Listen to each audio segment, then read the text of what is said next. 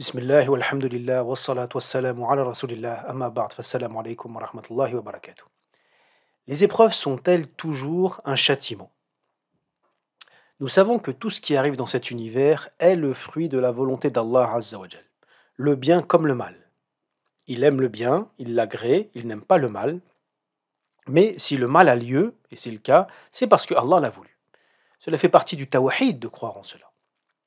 Ce qui implique quoi? Que même le mal, lorsqu'il arrive, il contient une sagesse, une hikmah. C'est pourquoi les musulmans ont l'habitude de dire Khair inshallah, quoi qu'il arrive. Inshallah, il y a un bien en cela. Inshallah, dans ce qui s'est passé, renferme un bien. Même si en apparence, selon notre raison humaine limitée, nous ne voyons pas ce bien. Et cela est valable aussi pour les épreuves qui nous touchent. Elles font partie du décret divin. Allah étant le sage qui ne crée rien en vain, elle renferme forcément des sagesses et des objectifs. Alors le premier réflexe humain est de se dire que l'épreuve est une punition, un châtiment. Mais nous allons voir que ce n'est pas toujours le cas. Il est vrai que le cas de base est qu'Allah récompense les bienfaisants et punit les malfaisants, y compris dans ce bas monde. Mais le bien ne se trouve pas toujours dans ce que nous considérons comme étant le bien. Ce qui est bon pour nous n'est pas toujours ce que nous voulons, et inversement. Le mal n'est pas toujours dans ce que nous détestons. Allah nous dit Azza wa Jal, Asa an takrahu shay'an wa huwa khayrun lakum, wa asa an tuhibbu shay'an wa huwa sharrun lakum, wallahu ya'lamu wa antum la ta'lamun. Il se peut que vous détestiez une chose et alors c'est un bien pour vous. Et il se peut que vous aimiez une chose alors que c'est un mal pour vous. Allah sait et vous ne savez pas. Donc il se peut que ce qui est un bien pour nous se présente sous la forme d'une épreuve difficile, difficile à vivre sur le moment, mais dont le bénéfice apparaîtra par la suite. Exactement comme lorsqu'un malade doit prendre un remède amer sur le moment, mais qui en réalité est un bien pour lui. Voire parfois un remède douloureux lorsqu'il faut subir une opération chirurgicale, ça peut être douloureux, désagréable, mais en réalité c'est un bien pour la personne. Donc quels sont les objectifs d'Allah derrière les épreuves? Nous pouvons en identifier quatre. Premièrement, tester les croyants et faire apparaître les véridiques. Allah nous dit dans Surat Al-Ankabut, Alif Lam Mim, Ahasiba an-nasu an yutraku an yaqulu amanna wa hum la yuftanun. وَلَقَدْ فَتَنَّا الَّذِينَ مِنْ قَبْلِهِمْ فَلْيَعْلَمَنَّ اللَّهُ الَّذِينَ صَدَقُوا وَلْيَعْلَمَنَّ الْكَاذِبِينَ. Alif Lam Mim, les hommes ont-ils pensé qu'ils seront laissés à dire nous avons foi, nous croyons, sans qu'ils soient tentés, sans qu'ils soient éprouvés. Certes, nous avons éprouvé ceux qui étaient avant eux. Alors Allah saura assurément qui était véridique et il saura assurément qui étaient les menteurs. Ici, le terme utilisé, c'est le fitna. La fitna, c'est la tentation. C'est lorsqu'Allah soumet les croyants à la tentation d'abandonner leur foi. Là est l'épreuve.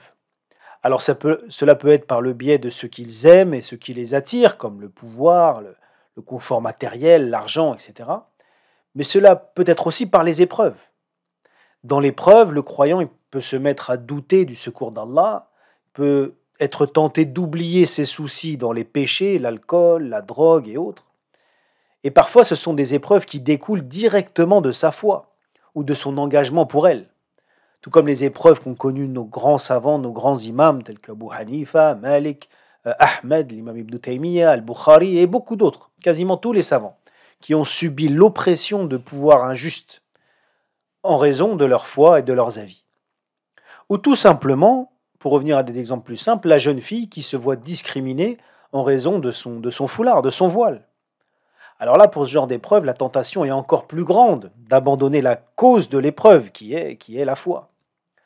Allah nous dit « La tubalawanna fi amwalikum wa anfusikum wa la tasma'unna min alladhina utul kitaba min qablikum wa min alladhina ashraku adan kathira wa in tasbiru wa tattaqu fa inna dhalika min azmi al-umur » Certes, vous serez éprouvés dans vos biens et vos personnes, et certes, vous entendrez de la part de ceux à qui le livre a été donné avant vous et de la part des associateurs beaucoup de propos désagréables.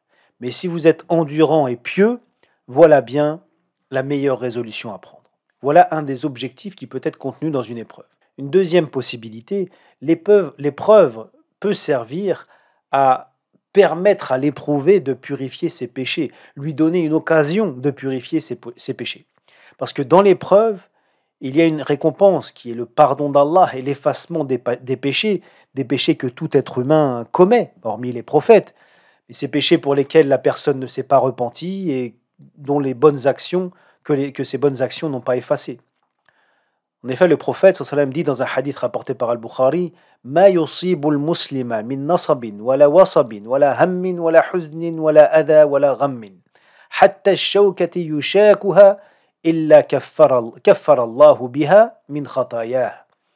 Le musulman ne peut être touché par une difficulté, une maladie, un souci, une tristesse, une nuisance, une angoisse, même une épine qui le pique, sans que Allah ne lui pardonne par cela ses péchés. Mais attention, il ne suffit pas juste de vivre l'épreuve. L'imam Al-Izz ibn Abd al-Salam, il nous dit dans son livre Al-Qawa'id al-Kubra que ce n'est pas juste de vivre l'épreuve qui permet d'effacer les péchés, mais c'est le fait de patienter dans l'épreuve. Oui, pourquoi? Parce que Allah nous dit Innama tujazawna ma kuntum ta'maloun. Et d'autres versets dans ce sens-là. Vous ne serez rétribués que pour ce que vous avez fait. Or, l'épreuve, elle ne vient pas de la volonté de l'éprouver. Ça lui tombe dessus ça ne fait pas partie de ses actions. Donc, ce qui va amener la récompense d'Allah et l'effacement de ses péchés, eh bien, c'est la patience, la persévérance dont il va faire preuve dans ces épreuves. Et une autre possibilité, c'est que si l'individu n'a pas de péché en suspens, sa patience dans l'épreuve va lui permettre d'obtenir plus des récompenses pour l'au-delà et de s'élever en degré. Allah nous dit Azza wa Jal لنبلونكم بشيء من الخوف والجوع ونقص من الأموال والأنفس والثمرات وبشر الصابرين الذين إذا أصابتهم مصيبة قالوا إنا لله وإنا إليه راجعون أولئك عليهم صلوات من ربهم ورحمة وأولئك هم المهتدون. Nous vous éprouverons assurément par quelques craintes, faim et diminution des biens, des personnes et des fruits. Et donne la bonne nouvelle à ceux qui sont patients, qui disent lorsqu'un malheur les atteint, certes, nous appartenons à Allah et à lui nous retournerons. Sur ceux-là sont les bénédictions venant de leur Seigneur, ainsi qu'une miséricorde, et ceux-là sont les bien guidés. Dans Surat Al-Baqarah. Et dans un hadith rapporté par Al-Bukhari, le prophète sallallahu alayhi wa sallam nous dit عن أنس بن مالك رضي الله عنه قال سمعت النبي صلى الله عليه وسلم يقول إن الله قال إذا ابتليت عبدي بحبيبتيه فصبر عوضته منهما الجنة. Lorsque, d'après Anas ibn Malik, qu'Allah l'agrée, il dit, j'ai entendu le messager d'Allah dire, lorsque j'éprouve mon serviteur par ses deux bien-aimés et qu'il patiente, alors je lui remplace par le paradis. Et ces deux bien-aimés, de quoi s'agit-il? Il s'agit des yeux. Donc lorsqu'Allah fait perdre la vue, il dit je lui remplace par le paradis. Dans un autre hadith, il est dit فَمَا يَبْرَحُ الْبَلَاءُ بِالْعَبْدِ حَتَّى يَتْرُكَهُ يَمْشِي عَلَى الْأَرْضِ مَا عَلَيْهِ خَطِيئَةٌ. L'épreuve ne quitte pas le serviteur jusqu'à ce qu'il se trouve à marcher sur terre sans n'avoir aucun péché. Et dans un autre hadith rapporté également par At-Tirmidhi, وَإِنَّ اللَّهَ إِذَا أَحَبَّ قَوْمًا ابْتَلَاهُمْ فَمَنْ رَضِيَ فَلَهُ الرِّضَى وَمَنْ سَخَطَ فَلَهُ السُّخْطُ. Lorsque Allah aime un groupe ou un peuple, alors il les éprouve. Et celui qui est satisfait, dans le sens qui patiente, il aura la satisfaction. Et celui qui est en colère, eh bien, il aura la colère. Parfois, Allah a prédestiné à des personnes d'atteindre un haut degré du paradis, mais leurs actions ne sont pas tout à fait à la hauteur. Alors il leur fait vivre des épreuves qui les élèvent et les font mériter cette place. Dans un hadith rapporté par Abu Daoud, le messager d'Allah sallallahu alayhi wa sallam nous dit Inna al-abda idha sabaqat lahu min Allahi manzila lam yablugha bi'amalihi ibtalahu Allahu fi jasadihi aw fi malihi aw fi waladihi hatta yablughahu al-manzilata allati sabaqat lahu min Allahi ta'ala. Le serviteur, lorsque Allah lui a prédestiné un rang qu'il n'a pas atteint par ses actes, il l'éprouve dans son corps, il l'éprouve par ses biens ou ses enfants, jusqu'à ce qu'il lui fasse atteindre ce rang qu'Allah avait décidé pour lui.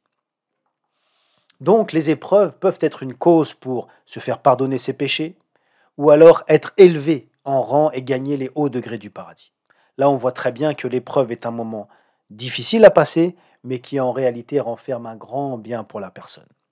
Et Yaoum al-Qiyamah, on se dira tous si seulement j'avais été plus éprouvé que ça pour avoir les récompenses aujourd'hui.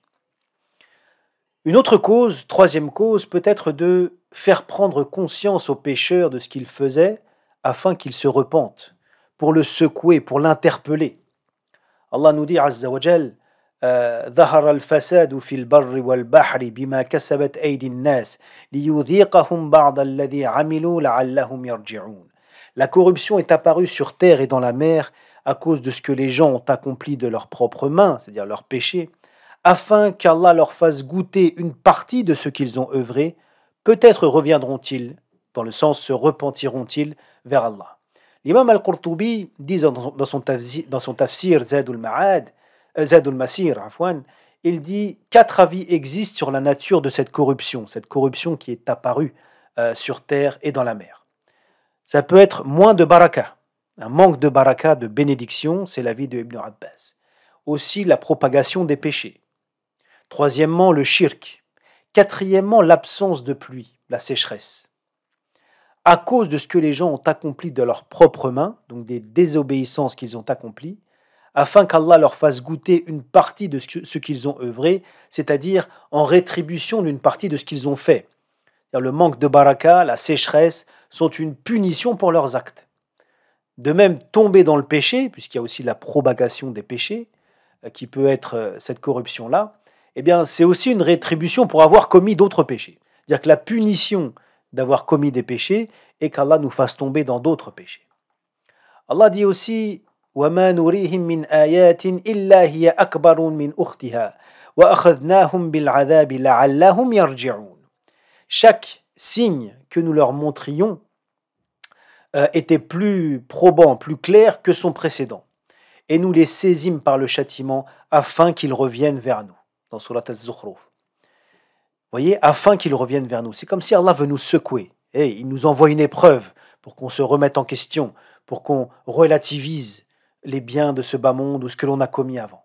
Une autre preuve par le Coran, lorsque Allah nous dit وَلَقَدْ أَرْسَلْنَا إِلَى أُمَمٍ مِّن قَبْلِكَ فَأَخَذْنَاهُمْ بِالْبَأْسَاءِ وَالضَّرَّاءِ لَعَلَّهُمْ يَتَضَرَّعُونَ فَلَوْلَا إِذْ جَاءَهُمْ بَأْسُنَا تَضَرَّعُوا ولكن قست قلوبهم وزين لهم الشيطان ما كانوا يعملون فلما نسوا ما ذكروا به فتحنا عليهم أبواب كل شيء حتى إذا فرحوا بما أوتوا أخذناهم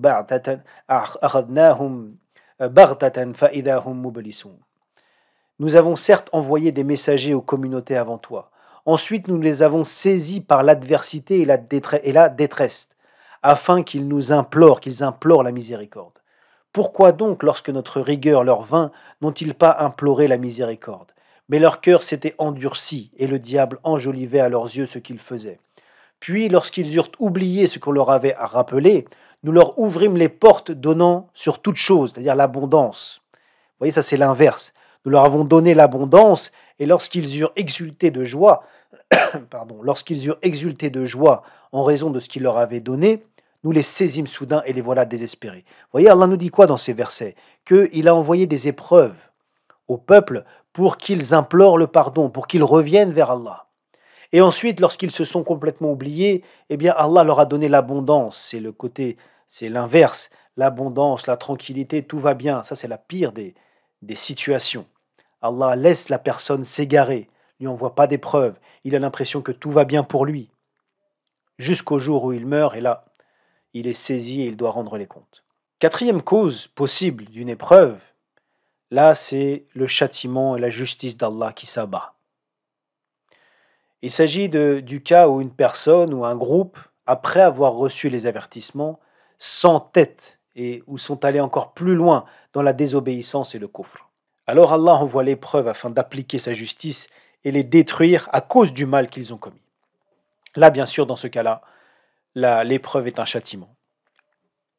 Comme dans l'histoire du prophète Nuh, qui n'a cessé d'appeler son peuple à Allah durant 950 ans. Allah a fini par envoyer son châtiment à ceux qui s'étaient entêtés dans le coufre et il les a noyés. Il y a aussi le cas de Pharaon et de son armée, qui après avoir vu les signes de la part de Moussa, alayhi salam, eh bien, se sont entêtés dans leur mécréance et dans leur oppression des Banu Israël, et donc Allah a permis aux Banu Israël de traverser la mer en l'ouvrant par la cause du bâton de Moussa, et il a noyé Pharaon et son armée. Là, nous voyons que ce sont des épreuves, châtiments pour des personnes. Alors, ça peut s'appliquer à une personne, comme ça peut s'appliquer à un groupe qui, à force de s'entêter dans le mal et le coffre, Allah décide de le punir dans ce bas monde avant l'au-delà. Sachant que, et là c'est très important mes frères et sœurs, qu'il est possible que cette épreuve destructrice touche aussi des personnes qui ne commettaient pas le mal directement, mais elles laissaient les autres le commettre sans réagir. Elles n'assumaient pas leur obligation de l'amr bil ma'rouf wa nahi anil munkar, d'ordonner le bien et d'interdire le mal. Allah nous dit وَاتَّقُوا فِتْنَةً لَا تُصِيبَنَّ الَّذِينَ ظَلَمُوا مِنكُمْ خَاصَّةً وَاعْلَمُوا أَنَّ اللَّهَ شَدِيدُ الْعِقَابِ. Et préservez-vous, craignez une sanction qui n'atteindra pas seulement ceux d'entre vous qui auront été injustes. Et sache que Dieu est dur dans la sanction. Il est dit dans un hadith rapporté par Abu Daoud d'après Jarir que le prophète sallallahu alayhi wa sallam a dit ما من رجل يكون في قوم يعمل فيهم بالمعاصي يقدرون على أن يغيروا عليه فلا يغيروا إلا أصابهم الله بعذاب من قبل أن يموتوا. Lorsqu'un homme se trouve parmi des gens qui commettent des mauvaises actions, alors qu'ils auraient la capacité de changer les choses, de modifier ça, mais qu'ils ne le font pas, Allah leur infligera une punition avant qu'ils meurent. Il est dit dans un autre hadith rapporté par Ahmed, un hadith sahih li ghayrihi, إن الله تعالى لا يعذب العامة بعمل الخاصة حتى يروا المنكر بين ظهرانيهم وهم قادرون على أن ينكروا فلا ينكروا فإذا فعلوا ذلك عذب الله العامة والخاصة. Allah ne châtie pas la totalité d'un peuple en raison des actes d'une partie d'entre eux, à moins qu'ils voient le mal se propager autour d'eux et qu'ils puissent le condamner et qu'ils ne le fassent pas. Dans ce cas-là, Allah châtie la totalité. Donc pour conclure, si nous récapitulons les objectifs des épreuves, elles peuvent être de tester les croyants et faire apparaître les véridiques. Deuxièmement, permettre à l'éprouvé de purifier ses péchés ou de s'élever en degrés. Troisièmement, faire prendre conscience aux pécheurs que ce qu'ils faisaient était un mal afin qu'ils se repentent. Et enfin, châtier le pécheur pour son entêtement dans le mal. Donc lorsqu'une épreuve nous touche, il faut donc réfléchir à notre situation et mettre à profit cette épreuve en patientant face au décret divin et en faisant un repentir sincère pour nos erreurs. Mes frères et sœurs, l'épreuve est un moment difficile, mais nous avons tous vécu des moments de notre vie où nous étions éprouvés et cela nous a amenés à nous lever la nuit pour prier, à faire des invocations en étant plus sincères que jamais, à implorer le secours d'Allah. Ces épreuves étaient donc un bien pour nous, parce que parfois, le remède à la maladie est amer, voire douloureux. Qu'Allah vous récompense et qu'Allah nous compte parmi les patients, as-sabirin. Barakallahu fikum, wassalamu alaikum wa rahmatullah.